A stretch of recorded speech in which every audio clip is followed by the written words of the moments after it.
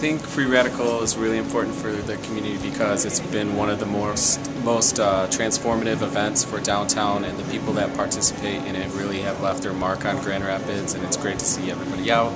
And I love seeing the work and seeing everything that happens with all the efforts, and I think it really helps bring the community together creatively. I think that's a really awesome program. I think it's cool to kind of have people explore the downtown area and get a look at the artists that are in Grand Rapids, because there are quite a few of us. I think these kind of events, like Free Radical, are awesome for the city of Grand Rapids and just in general, because even somebody who's just walking down the street who doesn't actually mean to come in will see the art and be drawn in by it. And even if somebody's never really into artwork, they come in and their interaction with it and how they view it is just such a different way than how an artist would view it.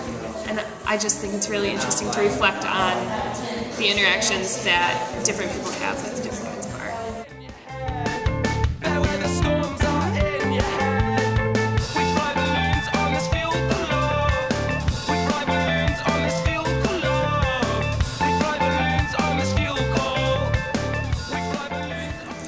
Okay, this is my first time ever showing any of my artwork, and it was very stressful, but it gave me a huge appreciation for how much work goes into setting up these gallery showings on the part of the artists. I think this is a good space for Tom to present his work in. It shows off the diversity of his materials and his resourcefulness.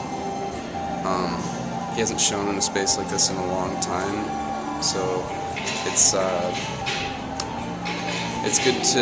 good to see his work here and see his personality come through it. That one pulled my attention at first because my brother's in Iraq, and I totally and completely understand what the artist's statement was about that, and it was emotional, surprisingly emotional. Alright, well, I like Free Radical because it gets me into spaces I've never been in before, which is strange. I've never been inside here.